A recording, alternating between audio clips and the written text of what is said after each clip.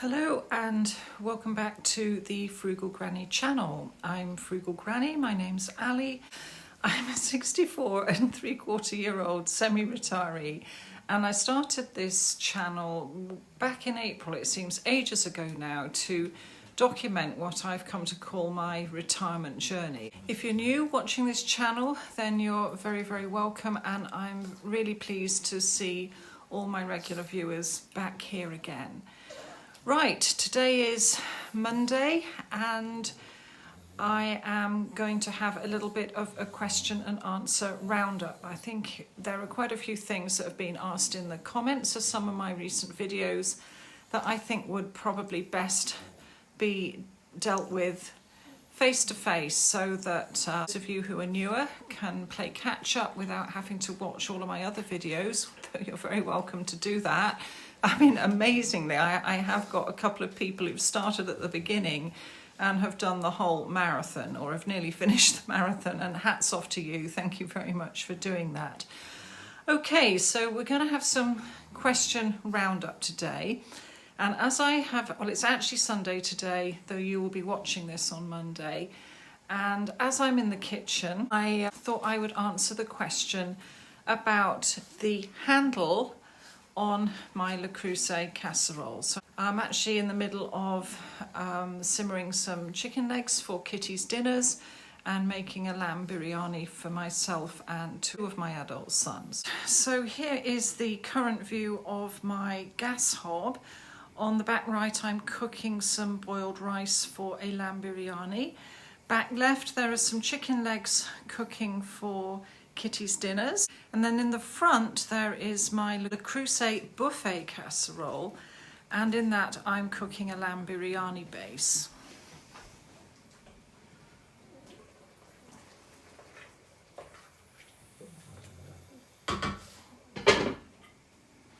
As you can see, the handles on both of the lids of those Le Creuset dishes are chipped and broken.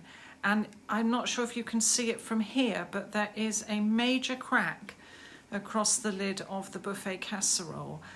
Now, someone asked me why didn't I just get new handles for these? They're very easily available, and I know they are easily available, but I keep those handles on there because they remind me of, honestly, I think the grace of God, quite frankly. I've had these two dishes since I was married in 1983, and there was actually a third one, a rather large volcanic orange round casserole. Anyway, the house we were living in at the time had a small off-shop kitchen. It was a much larger version of the Victorian terrace house that I live in now. And when we moved in, I don't know if it was me that put it up or whether I had a chap to come in and put it up, but I had two shelves put on the wall above the cooker, or just to the side of the cooker, and I kept the cast iron casseroles up there on those shelves. And at the time I had two toddlers, and they used to be in the kitchen with me while I was cooking. And I remember one evening I took them upstairs for the bath time routine, and while I was up there, there was the most horrendous crash. And as you can imagine, when I came downstairs, the shelves had fallen off the wall under the weight of the cast iron. Yep, I know, I was very silly to have even done it in the first place. But the knobs on those lids had broken, the crack had appeared in the lid of that casserole dish, and the large casserole had literally split in two. Now, I dread to think what would have happened if those shelves had come off the wall while I was in that kitchen with my two toddlers. There could have been an incredibly serious injury, not just from something heavy falling on them, but from the shrapnel. And to be honest with you, if it had happened 5 or 10 minutes earlier, I might not have the number of children that I actually have now. It could have been horrendous.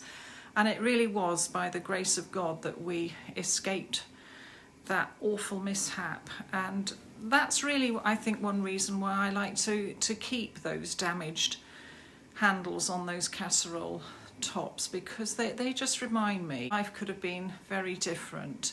That's really why I keep them there. I do miss the really big round casserole pot. It was fantastic for cooking large batches of chili con carne and things like that.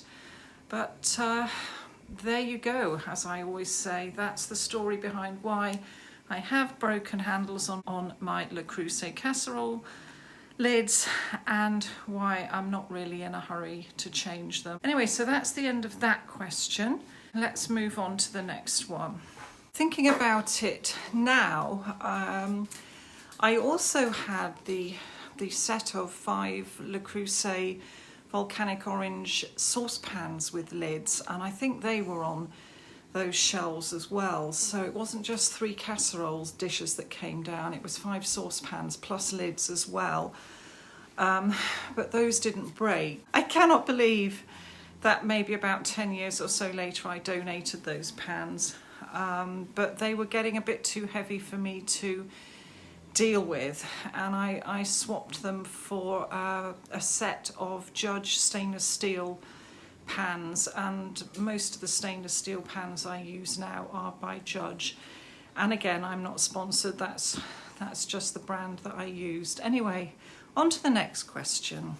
The next question is, how big is my kitchen extension? I'm just going to pan round. You can see that, hang on, if I go up here, can I do that? Yeah, there's the beam up there. So that would be where the original exterior wall would have been, and there would have been a window to the left and the back door would have been on the right.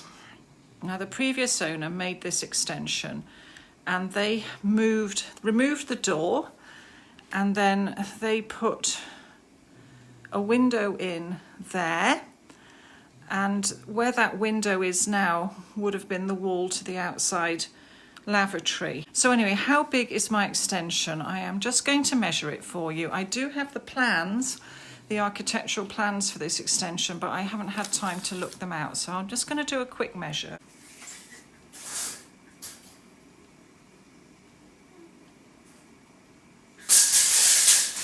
The measurement from the faux brick wall to where the original outside wall would have been is 2 meters 30, and then from the original back wall to the right there, just behind that stainless steel bin, to the wall where the radiator is, that's 2 meters 60. In the ceiling there are 2 Velux windows, so that really helps. That archway there to the right would have been where the original sash window to the dining room would have been. Just about big enough to put a table and chairs in, I guess. Well, the next few questions are more finance related, and the one that seems to have come up the most is, do I keep my sinking funds in different accounts? Well, the answer to that is yes and no. Let me just explain. I don't bank with one of those banks that actually allows you to separate your money into separate pots. I bank with a traditional high street bank, and that bank allows me to have a certain number of online savers, and I have opened the maximum amount of online savers that I can with that bank. Now, the amount of online savers that I have is not actually enough to separate all of my sinking funds into individual pots, so some of them are lumped in together. The other factor I bear in mind in relation to this is the savings accounts I have a higher interest rate as long as I don't make, I think it's more than 3 or 4 withdrawals within a year. So, for example, the annual expenses sinking fund is allocated to 4 annual expenses, and I'm only going to take that money out once a year for those 4 things. So that meets the condition of that account. I have actually put my YouTube tax money in that account as well, which brings it to 5 withdrawals a year. but I may actually be able to renew that account before the 5th one takes place and therefore retain the high interest rate. So that's in that account, there's the annual expenses sinking fund and the money I put aside for tax. So that's one account, 2 sinking funds. I have another account for repair and replace and emergency fund. Now, because those two are related, they are again in the same savings account. And again, that has a withdrawal limit of 4 on it before I lose the high interest rate. And that gives me an incentive not to take money out of that account unless I absolutely have to. I did have another account that was just for vet bills. I have now put my firewood sinking fund in that account as well. Again, that has a withdrawal limit of 4 per year, and I'm really hoping that Kitty doesn't have 3 emergencies in a year. If she does, she's very unlucky. So the firewood will be 1 payment, and that leaves 3 for Kitty if needs be. My wellbeing sinking fund's in another account, and that also holds some of the lump sum from my first 2 annuities as well. And again, that's got a limit of 4 withdrawals a year before I lose the high interest rate. And to be honest with you, I try not to take anything out for my well-being. I know that sounds terrible. Then the car sinking fund's in an account all of its own. And again, that's allowed 4 withdrawals a year before I lose the high interest rate. So that's basically car tax, the service and MOT, the insurance, and then the payment to AA Rescue and Relay. So that's 4 payments. So I don't put another sinking fund in with that. I think that's about it, really. So I've got the repair and replace fund and emergency fund together, the vet fund and the firewood fund together. I've got my monthly buffer fund, which I just think that's a regular saving account. Actually, there's nothing special attached to that because obviously I'm taking things out of that on a regular basis. Then I've got another saving account, which is a normal one, which I'm keeping the driving lesson money in. Then I've got another high interest one for annual expenses and tax. Then another one for well-being and the miscellaneous bits pertaining to my lump sums. And then the car sinking fund. That's it. The next question was about council tax. What do I do about my council tax and how do I allocate my utilities fund? The utilities account basically pays for my council tax, my water rates, my gas and electricity, my internet connection, my own mobile phone, the insurance on my own mobile phone, subscription for private dental care, and that's it. Yeah, so what are those amounts? Well, for August, the council tax is 196. Now, it was 132 right up until the end of May. Didn't pay anything in June because they were making adjustments. And then from July onwards, I've been paying 196 until the end of the tax year, basically. I think they do it from April to March. Now, the reason for that leap is because the son who lives with me stopped being a student and I lost my single person's council tax discount because of that. So if it was 132 and it's now 96, he owes me £64 a month, and we've talked about that, and he will be paying me that from this month onwards because he's now had his first pay slip. Then my water rates, and there's been an ongoing discussion with the water company about that. I have now negotiated them down to £48 a month for a 2-person household. My gas and electricity was 144 a month. It's now gone up to 160.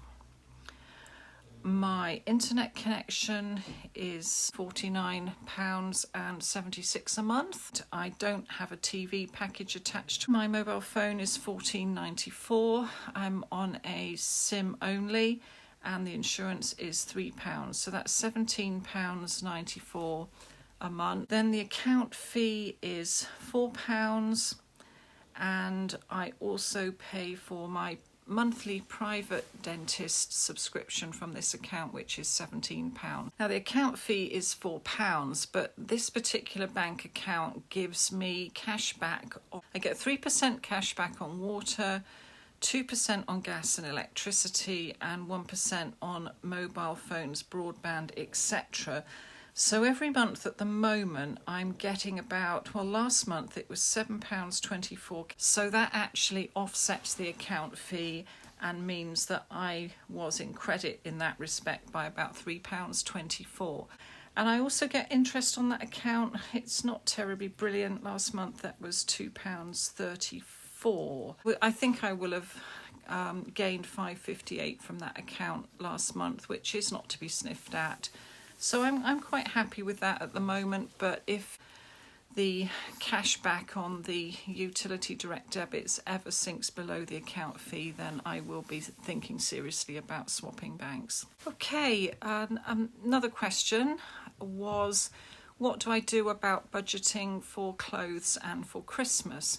Well, at the moment, absolutely nothing, because there is nothing in the budget to put aside for those things. Before I left my office job, I went through my wardrobe and assessed whether I felt it was suitable for semi-retirement. I bought 2 of these dresses. This is the Daphne dress from 11 Loves. It's not cheap, and as somebody, a viewer, has already found out by ordering one, they are cut very generously. They're long, and I just basically wanted a hard-wearing, potentially stylish cover-up that would see me through all seasons. I wear this dress all the time unless it is absolutely boiling hot. And then I've got a rather thinner dress from Fat Face that I bought last year. Yeah, at the moment there's no budget for clothes, but I'm hoping that these dresses and the bits and pieces that I wear on top of them and under them will last me for a good year or two. The other question in that respect was Christmas. My family do not give Christmas presents, and we do not give birthday presents. When I found myself suddenly single, our household budget dropped drastically that month, and we got to Christmas and we all sat down, the kids and I, and we had a discussion about it. And we decided that none of us could afford to spend £10 a head on the other 4, plus other miscellaneous people that we had in our lives. So we did a Secret Santa that year. Did I collect £10 from each one of them? And then I doubled it, and they told me what they'd like for Christmas, and I got it for them. And after that, we just decided we were going to have an amnesty. So ever since then, we've had a Christmas present and sometimes a birthday present amnesty. I do have 2 grandchildren now. I try and send them £10 each at Christmas. I've been told not to post them anything to the other side of the world. It won't get there. So I don't actually give presents to them either, which is why I tend to spoil them when they come over here in the summer. So no, at the moment I have no budget for clothes, I have no budget for shoes, I have no budget for birthday presents, no budget for Christmas presents, and I have no budget for holidays. In that sense, I guess I am pretty frugal, really. That leads me on to a related question, is what is my skincare routine? Well, again, I don't have one. I said in my reflective video on Saturday that some of the life habits that I have very much stem from the 7 years I spent at a girls' private boarding school. When I was there in the early 70s, we were not allowed makeup. There was a clothing list, itemised, and I can still practically remember that clothing list almost by heart. And when we got there at the beginning of each term, we had to lay out our clothes on our beds in order of the clothing list. Apart from the uniform items, we were allowed 3 changes of mufti clothing, as they called it, and a pair of jeans for Saturday walks. I think we could also have some Wellington boots for Saturday walks as well. There was a boot room where those were kept. And we had to lay all of this out on our beds, and one of the assistant house mistresses would come along. She went through everything on the bed. If you had a makeup bag with a lipstick, a mascara, a concealer, anything like that in it, it was taken and it was locked in a cupboard until the end of term, and then it was returned to you. So really we weren't allowed anything other than toothpaste, toothbrush, soap, flannel and shampoo, and that's how I lived my life for 7 years. So basically then my skincare routine was literally soap and water. I didn't really start wearing makeup until I left school, or sometimes in the summer holiday I would put some mascara on, and as you can see, that's still the way I am. Nothing really has changed. With the whole mascara thing, I use a small cotton wool pad and a little bit of baby lotion, thwoop like that, morning and evening. That's my skincare routine. When I was working as a shelf stacker for Boots the Chemist, just after my marriage broke down, I used to do shelf stacking in the night before I went to my office job. I would go round and use the number 7 testers, some of the skincare, and I must admit the intense serum that you put here, it was absolutely fabulous. I did buy some when I left Boots the Chemist, but you know, funds being such as they were and trying to save for other things, I soon gave up on that. So I'm just literally soap, water, a little bit of mascara and baby lotion and a cotton wool pad. So that's my skincare.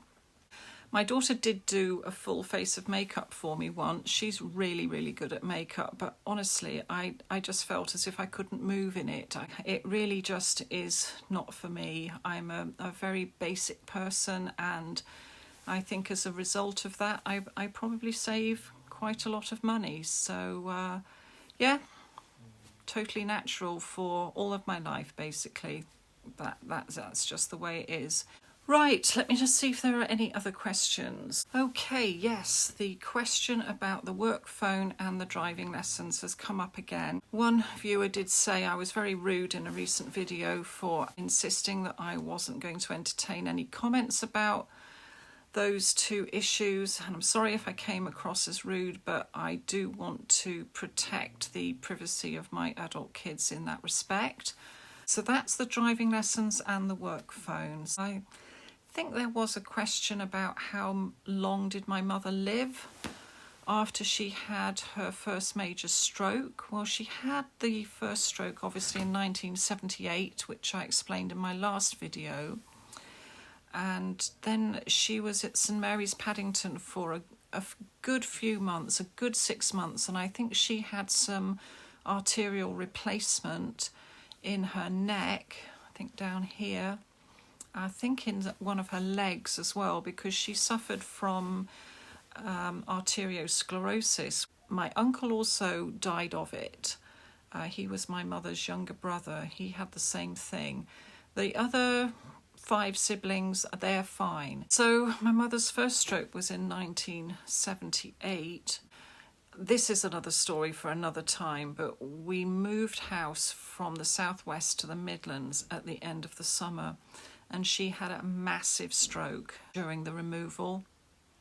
It was horrendous, and she was admitted to a hospital in North Yorkshire, and she was there for months. She couldn't do anything except bat her eyelids. It was awful. She never came back home. She was transferred to a geriatric ward down in the Midlands near where my father had moved to, and she stayed there for quite a long time. I remember coming back from university my first Christmas to mountains of laundry that I did because the ward wouldn't wash it.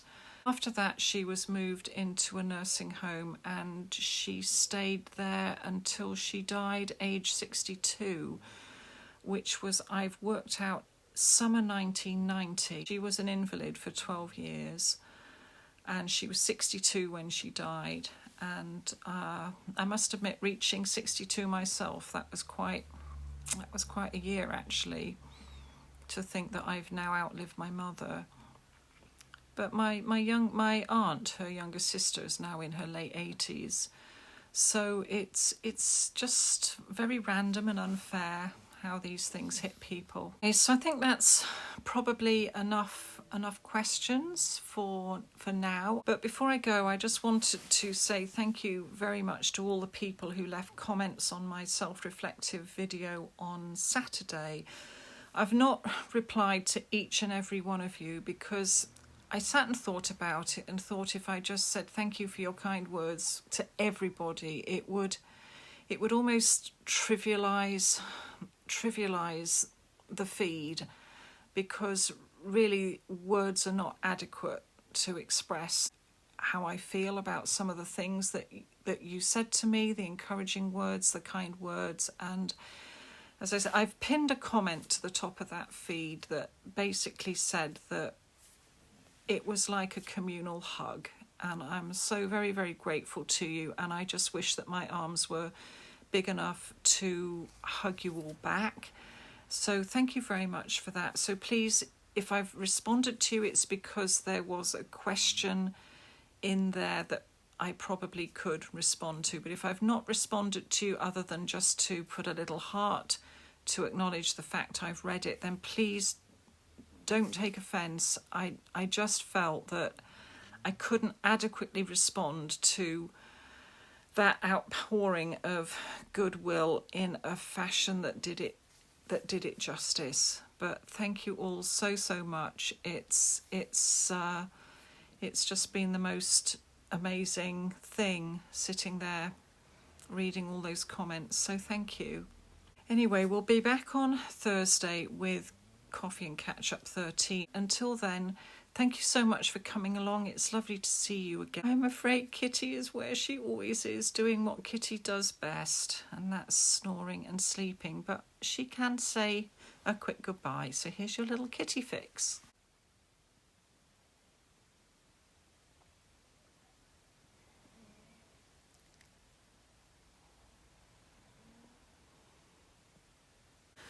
Right, so I'll see you on Thursday. I hope you have a good week.